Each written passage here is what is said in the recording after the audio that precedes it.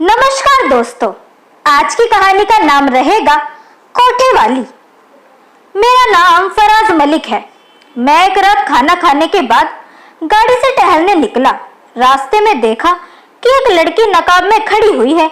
मुझे लगा कि उसे शायद मदद की जरूरत है। मैंने गाड़ी रोकी, उसके पास गया। वह शक्ल से गरीब घराने की बेटी लग रही थी। मैं उसके पास गया और वह मेरे पास आकर बोली, चलोगे साहब? मैंने उसकी नीली आंखों में झांककर देखा तो वह बहुत ज्यादा परेशान और बेबस सी लग रही थी।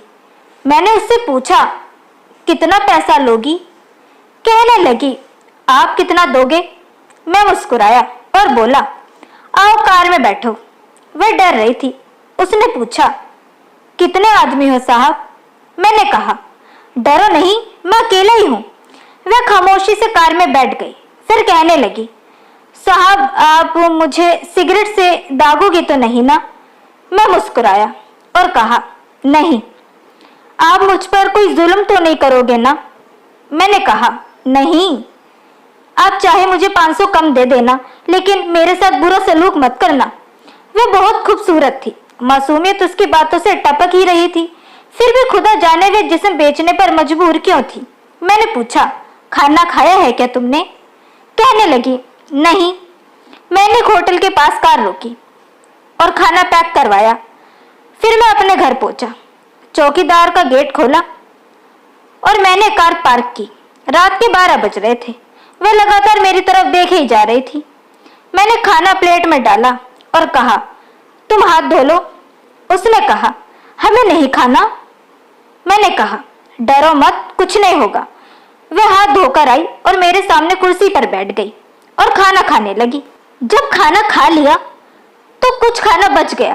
वे कहने लगी, क्या मैं इसे अपने घर ले जा सकती हूँ? मैं मुस्कुराया और कहा, बिल्कुल भी नहीं। वे चुप हो गई और बुर्का उतारने लगी। मैंने कहा, रुक जाएं, मेरे पास आकर बैठ जाएं। वह हैरान थी। मेरी आंखों में देखकर बोली, जल्दी से अपना काम करिए और मुझे मेरे घर छोड़कर आइए। मैंने कहा, क्यों करती हो ऐसा काम? क्यों बेचती हो अपने जिस्म को? क्या तुम इस काम को छोड़ सकती हो?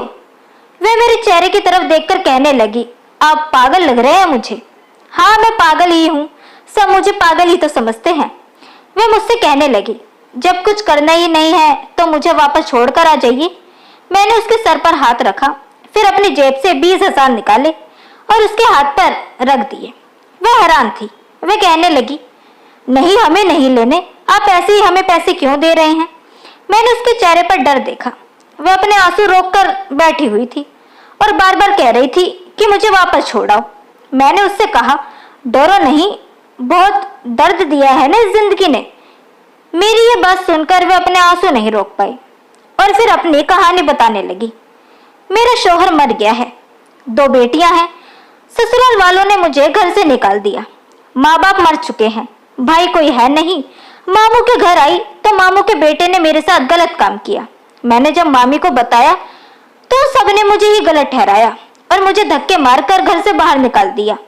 दूर के रिश्तेदारों ने फिर मेरा एक बूढ़े से रिश्ता करा दिया। शादी के बाद उसके बच्चे मुझे परेशान करने लगे और काफी जलील भी करते। कुछ महीने बाद मेरा वह शौहर भी मर गया। उसके बच्चों ने मुझे घर से निकाल दिया। बेटियों को लेकर दर दर भटकने लगी। न घर था न रोटी। सड़क पर खड़ी थी। एक साहब आए, कहने लगे, 1 घंटे के 5,000 दूंगा। ना चाहते हुए भी मुझे माँ की ममता को देखते हुए उनको हाँ करना पड़ा। मैं उनके साथ चल दी। अब हर रोज तब से ही जिस्म बेचती हूँ। किराए का घर लिया है अभी। बेटियों को अकेला घर छोड़ कर आती हूँ। क्या करूँ? बहुत बार सोचा खुदकुशी कर लूं, फिर बेटियों की तरफ देखकर हिम्मत नहीं होती। वह रो रही थी। मैं जमाने के बारे में सोच रहा था, दुनिया में कैसे कैसे लोग हैं। मैंने उसके सर पर हाथ रखा और कहा, आज से तुम्हारा मैं भाई हूँ। आज से तुम अपनी बेटियों के साथ मेरे ऊपर वाले कमरे में रहना। वह यकीन ही नहीं कर पा रही थी कि मैं ऐसा कुछ कह रहा हूँ। तभी मैंने उसे कार में बिठाया और उसके घर पहुंचा। बेटियां उसकी सो रही थी। दिखने में काफी प्यारी थी। मैंने गोद में उठाया। दिल को बड़ा ही सुकून मिला। लगा जैसे न जाने कौन सी जन्नत मैंने अपने हाथ में ले ली हो। लेकिन वह बच्चियां रोई जा रही थी और बोल रही थी, अल्लाह ने आपको मेरे लिए फरिश्ता बनाकर भेजा है। झोले उठाकर मुझे दुआएं दे रही थी। न जाने उसने मुझे कितनी दुआएं दी। मैं उन सबको घर ले आया और कहा, आप सब सो जाइए। मैं घर से बाहर निकला और सोचने लगा, जिन लड़कियों के शौहर नहीं होते वे औरतें कितनी जिल्लतें उठाती हैं। जब तक शौहर का साथ होता है तब तक ही समाज और रिश्तेदार लड़कियों को और औरत को इज्जत देते हैं। शौहर के ना रहने पर ये समाज और रिश्तेदार उसे डसने के लिए तैयार रहते हैं।